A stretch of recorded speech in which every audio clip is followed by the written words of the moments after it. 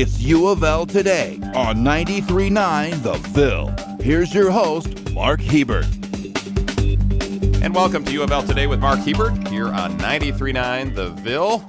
This is the show about all things University of Louisville. We talk about research, we talk about things going on in the news, we talk to faculty, staff members, students. So I hope you'll stick around for the next half hour or so. You might learn something.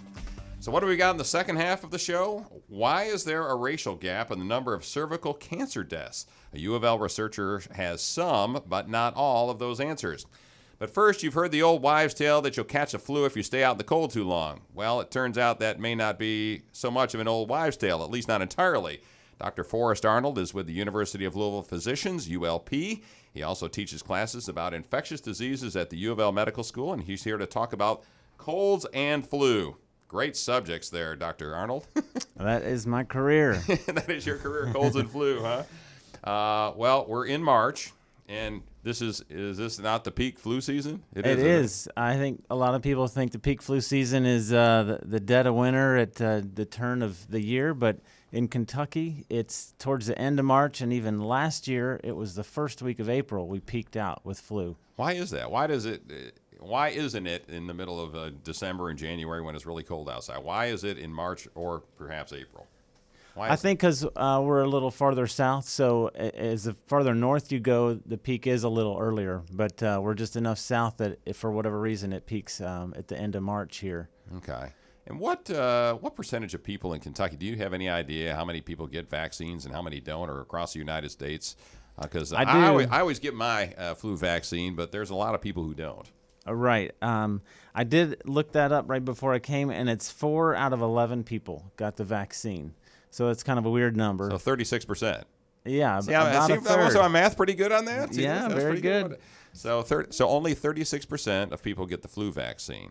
Right, that are eligible for it. And all you need to do to be eligible is basically be over 6 months of age. So it's a lot of people that should be getting the vaccine. But they're not. So as a doctor, how do you convince them to get it? Or are you trying to convince them to get the vaccine? No, I convince them. If they're in my office and they're telling me they haven't had the flu shot, then I do try to convince them. I hear a lot of the same reasons that I'm allergic to eggs, which they've done away with that one. Or every time I get it, I get the flu. So the flu vaccine is dead, and what it's supposed to do is wake up your immune system. And so that inflammatory response kind of gives you some symptoms like you might have the flu, but it's certainly not the flu, and it goes away in a day. In fact, I tell my patients, if that happens, then that's a good thing. That means your immune system is working. That's what it's supposed to do. Mm-hmm. I've had it before, but I certainly don't have it every year. Right. So you've had it before when you got a flu shot. Right. I've had the symptoms, like, I'm got a little headache, I'm kind of weak or whatever, and then it goes away in a day, and I'm like, hey, I'm glad my immune system is working. All right. Well, we're going to talk about this research here in a few minutes that shows that when you actually get the flu, more likely to get the flu, because I thought that was interesting. But let's stay on this topic for a second here. So you said the flu vaccine is dead. It's made out of eggs, right, or something? Or what? Describe the flu vaccine to me, and what do you mean when you say it's dead? Oh, okay. They use virus in it that is influenza, and that flu virus is dead. Unless you get the nasal... So it's not an active virus. They're not injecting you with an active virus when they give you the flu vaccine. Unless you get the nasal mist, which the CDC said not to get this year. Oh, really? So the nasal mist is a live vaccine. Okay. But the shot that most everybody gets is a dead virus. That's right. Okay. And then this year, I know last year in 2016, the flu vaccine was good for against like 60% of the people that got flu, right? Or the types of strains of flu. This year, like 2016-17, it's about 50 to 60%. Last year, they didn't guess so well which strains, so it was more like 20%. And when you said they didn't guess the strains, I've read this story. It is amazing because it's 2 or 3 years out that they have to figure out they have to guess what's going to be the strain of the flu that hits in 2000, like this year, in 2019 or 2018. They're trying to guess what the strain is. Yeah, they try to guess what it's going to mutate to. And being in the northern hemisphere helps a little because it hits the southern hemisphere first, but it's still not enough time to make a gazillion number of flu vaccines. And so they get a little help being in the northern hemisphere, But you're right. They're trying to predict a couple years ahead of time what it's going to mutate to, and that's a very hard job. So how do you convince your patients then, if it's only 60% effective or 50% effective against the flu, I got a 50-50 shot that I might wind up with the flu anyways. Why should I get the shot? Right. And so, for those people that get the flu, it's 100%. So if it keeps you from getting the flu, we always remember that approximately 30,000 people die every year from the flu. Why should it be you? Certainly it's the people who already have comorbidities and the like. But if you have the flu, you're out of business for 3 days or so. And if I could have that time back, I certainly would want it back. Sometimes people, they'll be at work or maybe they're at a dinner party and they're like, I'm trying to enjoy myself, but I have the flu. That's not the flu. Yeah, it's a cold. That's a cold, and you're feeling like crap. The flu is like, I want to go to bed, no questions asked. That's where I'm going. My body's just like down. There's a difference, right? All right, we're talking with Dr. Forrest Arnold from ULP, University of Louisville Physicians, and he also teaches at the medical school. Well, let's talk about when you are most likely to get the flu. I think this study will startle some people, but go ahead and give us some details of the study that just came out. Well, this study looked at to see if there was an association between temperature and getting the flu. And so they looked to see if every year, if the flu season epidemic starts with a cold snap, if you will. And they had about 20,000 people, so a lot of data. And what they noticed was that influenza was indeed associated with a lower temperature that hits an area. So they also looked at some other things. They looked at viruses, perhaps that a lot of listeners have not heard of, that cause the common cold, like Boca virus and metapneumovirus. But they also looked to see if it was associated with humidity, which it was not. And they looked to see if it was associated with something called vapor pressure, which is an indication of the how fast a liquid evaporates. So I can't tell you the difference, because it seems to me if it's humid outside, that liquid's not going to evaporate very fast, and if it's dry, it's going to stay in the air. Yeah. So they seem very equivalent to me. So I have to have another guest to explain the difference between vapor pressure and humidity. We need somebody from the Speed School of Engineering or something, or some weathercaster that can figure that one out. I do understand temperature, though. Yes. And so what they're looking at is to see if the epidemic starts. So they didn't look to see if, I forgot my computer in the car, I'm going to run outside and get it. It's only 25 degrees. Am I going to get the flu if I go out there and get it? They didn't have 20,000 people that ran outside in the cold and came back, which is kind of what we would want to know and what our old wives' tale tells us. Right. But they did see that when that snap started, that's when the influenza season hit. I think one thing to remember is that we have influenza cases all year long. There's just a major peak in the winter. Right. And so that's another thing to keep in mind. Well, the thing that I found interesting about the study when I was reading it, I thought this was an old wives' tale, that just because the temperature drops and it's cold outside has absolutely nothing to do with the flu. It's just a transmission between me and you. I sneeze on you, you get the flu, just like I have it. That it had nothing to do with the temperature. But when it's cold outside, the air is dry. This study concluded that it's more likely that those particles from my sneeze will stay in the air longer and hit and perhaps infect more people, right? Isn't that the deal? Exactly. Because influenza is not like tuberculosis where your TB will float down the hallway. It'll just be in the air, and on these droplets it falls. And so if you're close enough to somebody, maybe 3 feet, you'll catch it. But if the air's drier, maybe 6 feet is all the closer you need to be to catch the influenza. If we could see influenza, you would see that people leave a wake behind them with all these droplets. It's falling on everything around them, and then they're coating doorknobs and who knows what else.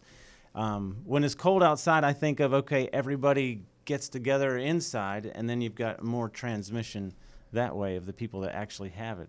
So other than washing your hands repeatedly, which everybody talks about, what are ways that you can avoid getting the vaccination, obviously? What are some ways you can avoid getting the flu, other than those two obvious things? Right. Well, some people avoid crowds. I know that if they're afraid of being getting the influenza, that they just stay away from crowds. But if you are in a crowd, you could consciously not touch your face, because it's your hands that get contaminated a lot of times touching stuff. And so if you could just consciously not put your fingers in your mouth, your eyes, kids are terrible at this, and adults, we do it occasionally, and then sometimes that's all it takes. Okay. Or wash your hands before you eat lunch. Sometimes I don't do that Right. when I go to eat my lunch, and I may be shaking hands with God knows how many people Yes. during the day. Or scratch your eyeball or whatever. Yeah, That's I got right. You. I got you. All right. Well, let's talk about colds now. Again, we're talking with Dr. Forrest Arnold from UofL Physicians, ULP. Colds. What causes a cold? Just tell me the simplest biological explanation of what causes a cold. Okay. That is a virus, and it takes residence usually in your nasopharynx and does its thing, which is to infect that area, and it stimulates your immune system, and just multiplies. Okay. And do those little pills, those lozenges, the vitamin C, if I pound my body with vitamin C when I think I might be getting a cold, does that really work, or is that an old wives' tale too? Well, they've done studies, and the vitamin C doesn't hold up. So don't bother with it. Yeah, the vitamin C is not a great thing to get rid of a cold. I think everybody should realize it's not a bacteria. So there's a lot of really just symptomatic things that we do to help, but not a whole lot of therapeutic things. All right. So once if I you got it. Yeah, well, that's what I was going to say. Is there anything you can do once you get a cold? Because I just don't know really anything other than keep blowing your nose and taking cold medicine to keep the runny nose from getting really bad. Right. There's sometimes the postnasal drip turns into a sinusitis, so if you help take medicines to prevent that, you'll prevent another infection on top of it. But to actually get rid of the influenza, not really. Maybe salt water, gargling with salt water, as actually therapeutic against it. That'd Right. probably be the closest thing. Well, you've probably seen a lot of this, and I just have some anecdotal evidence of this, that it seems like a lot of people who got colds or coughs this year wound up with some sort of respiratory problem that they had for 3-4 weeks. I heard people in my office just coughing, or seems incessantly, for a month. Is that a common occurrence, or is that something that is a cold morphing into something else like bronchitis? No, it's a cold. Cold means that you have one of these viruses, and there's just hundreds and hundreds of different ones. So perhaps those people that got the cough really got metapneumovirus or adenovirus, and it worked its way down, whereas other viruses like rhinovirus really just kind of stay up in your head. So it kind of depends on which kind. Those are not tests that doctors can do and just order the test. They're really just research to find out which virus exactly that you have. So it's nothing that you'll ever know, and it's kind of a frustrating thing. All right. So as a doctor, what tips would you give to our listeners here in March as they walk around in the middle of flu season? What would you tell them? What are the 3 main tips you'd give them right now for flu and cold season? It is not too late for the flu vaccine. As much as the drugstores want to sell you one in August, you probably should wait more to October, November to get your flu shot. But right now is not too late. Certainly wash your hands, go into the crowds, and don't pick your nose. Okay. Well, good advice. I won't pick my nose today. How about that? It'll be the first day in a long time I haven't picked my nose, but just kidding. All right, Doctor. I appreciate you coming on the show, Dr. Arnold. Thanks so much. And now I've learned something. You see, I've learned a lot about colds and flu. How to handle them. All right, very good. Dr. Aaron Medlin is a doctor with UofL Physicians and a teacher in gynecologic oncology in the UofL School of Medicine, and we're going to talk about cervical cancer. It's very good to be here. Thank you for having me. Welcome. I'm glad you're here. Good to be here. Dr. Medlin. So what do you teach? You teach gynecologic oncology. Exactly. For those of us who aren't smart enough, what does that mean? What is that? So I specialized in obstetrics and gynecology into gynecologic oncology and focus on women's cancers, specifically cancers of the female genital tract. So vulvar cancer, vaginal cancer, cervical cancer, uterine cancer, and ovarian cancer. So you train the future medical students that want to go into cancer, right? Exactly. Okay. Well, very good. Well, we're glad you're here. Well, let's talk about cervical cancer. Let's a do little it. bit. What's the disparity? We were going to talk about the disparity among cervical cancer in different women. So why don't you go into what the studies and research have shown? Yeah, so there was a recent study that was published out of Johns Hopkins University that looked at health disparities and mortality in cervical cancer, meaning the death rate in cervical cancer. What the previous studies had neglected to do is account for hysterectomies. So when we look at women who've had a hysterectomy, obviously don't have a uterus or cervix anymore, and those women are no longer at risk for cervical cancer. And the previously calculated rates of mortality and incidence, they had included those women in there. So when they adjusted for that, they were able to see some greater disparities among Black and white women, specifically in the older population, especially those over the age of 85, and even over those over the age of 65. So we're seeing mortality rates in women who are Black as opposed to white about almost twice that in Black women than in white women. Wow. Well, how many women in America die of cervical cancer each year? Any idea? About 12,000 a year are diagnosed, and the mortality rate is much lower. I couldn't quote you a number right now, but it's not high, and the reason for that is that we do have effective screening programs that have lowered the rate of mortality in the United States over the last 30 years, really, since Pap smear screening came into effect in the late 70s. Right. We are seeing a decline, but we still have kind of leveled out over the last 5 years. The reason for that is women who die of cervical cancer are those who are not getting screened, have not been screened in the last 5 to 10 years, or who have never been screened. So let's ask the obvious question. Why are Black women dying more from cervical cancer than white women? You know, there's a lot of speculation for that. You don't see those disparities in the younger population. It may be tumor biology. Black women may have more aggressive histologies. It may be that Black women are not being offered as aggressive treatment as white women. That has been shown in some of the literature.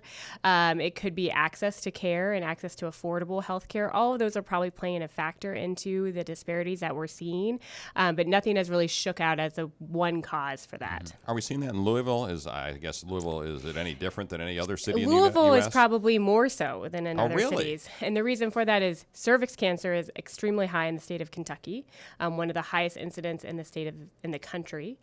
We have low access to care, so that is part of the problem. Socioeconomic factors play into that.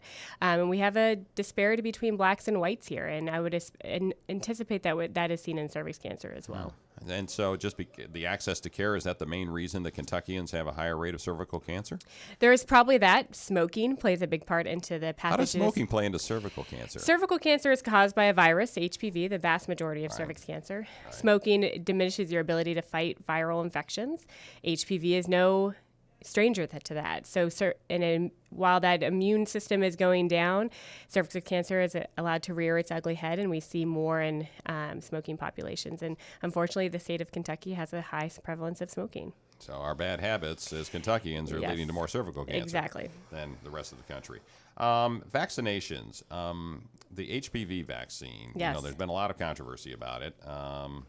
And I read an article, I think it was in Time magazine not too long ago, that said that the rates of young women getting the HPV vaccine was far lower than anybody anticipated.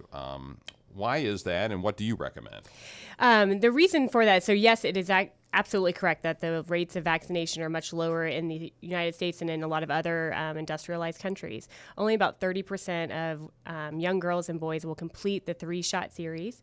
About 50 to 60% of boys and girls will start the series, but only 30% complete the series. There are a lot of reasons that are playing into that. One is that initially, when it was marketed, it was kind of put off as HPV as a sexually transmitted disease, which it is, but it wasn't marketed as an anti-cancer vaccine.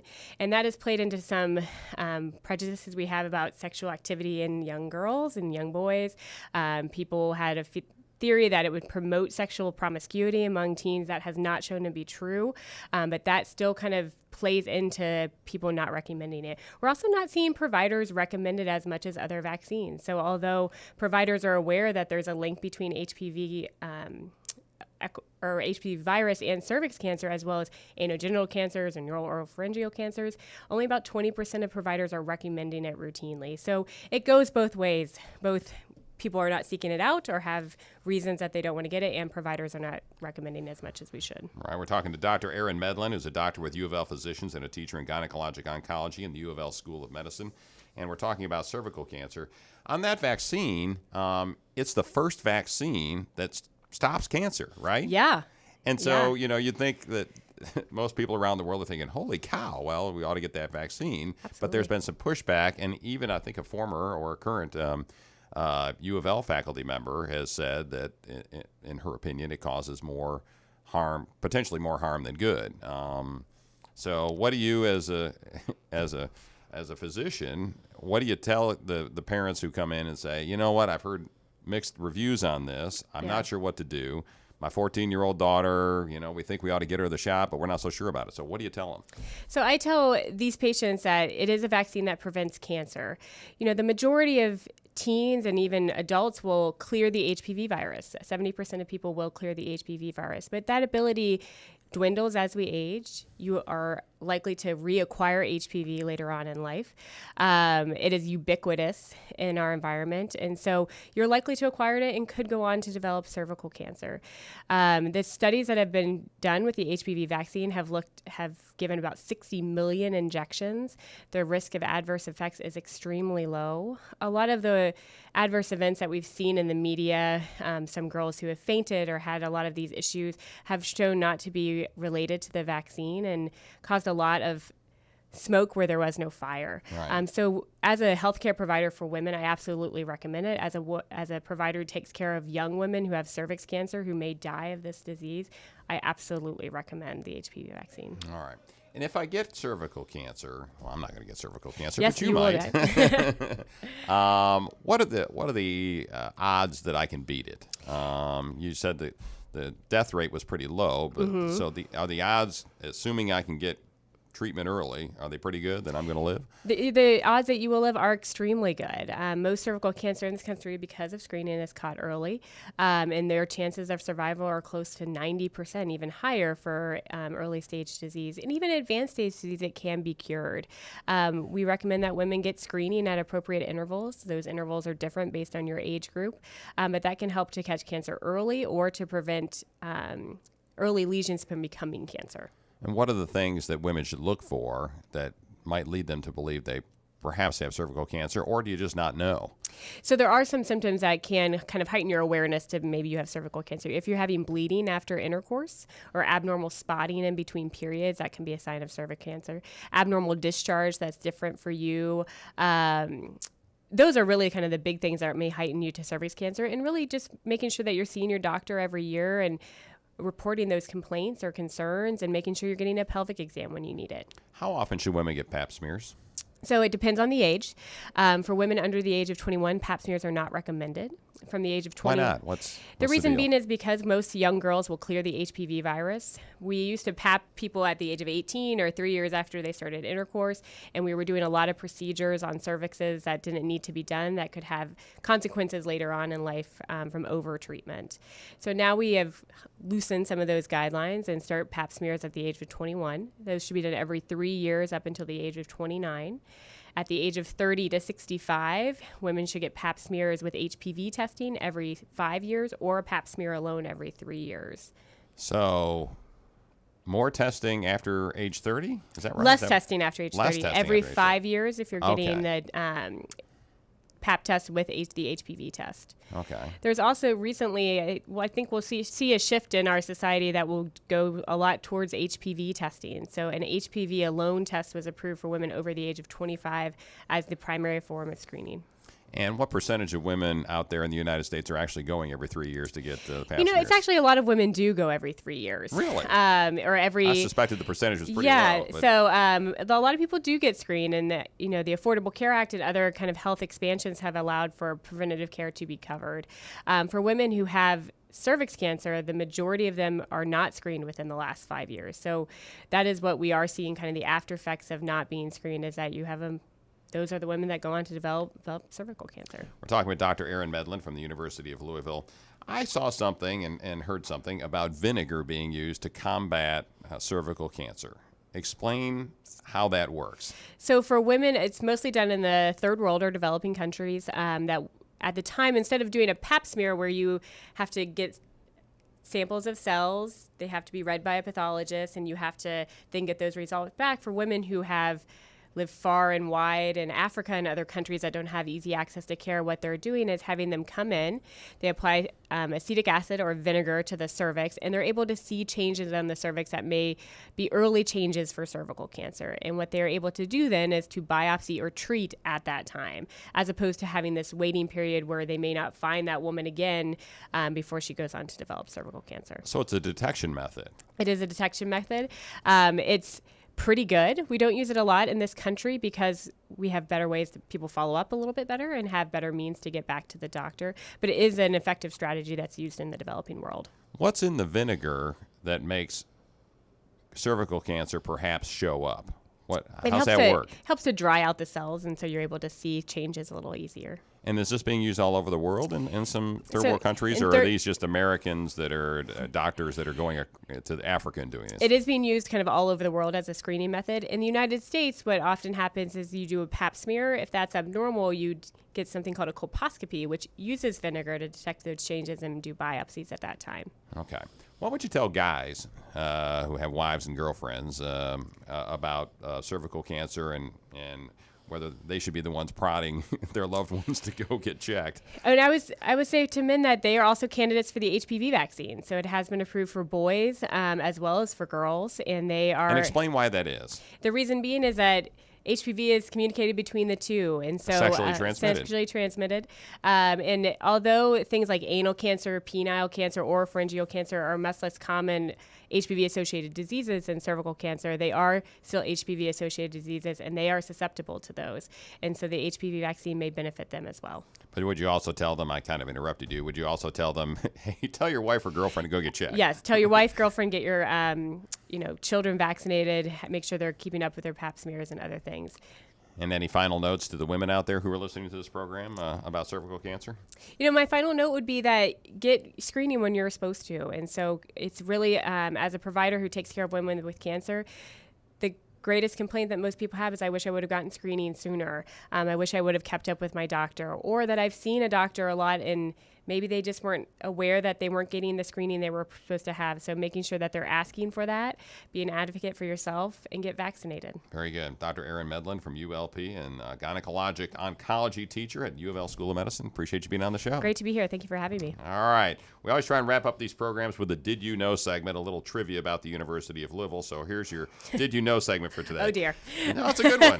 The University of Louisville School of Dentistry, which is right next door to you down there on the Health Sciences campus, the UofL School of Dentistry is ranked 13th in the nation in the National Institute of Dental and Craniofacial Research funding for 2016. That's a jump from 17th in the previous year. The school received over $4 million during fiscal year 2016. So good job for School of Dentistry and doing some research. Great. That is great, isn't it? All right, you can hear UofL Today with Mark Hebert every Monday and Tuesday night after Ramsey and Rutherford, and on Saturday and Sunday mornings as well here on 93.9 The Ville. I'll have another TV story about something cool going on at UofL every Monday morning at 9:30 on Great Day Live, which is on WHAS TV with Rachel Platt and Terry Miner. So join me on Monday mornings around 9:30 or so. Thanks for listening to UofL Today with Mark Hebert, and go Cards.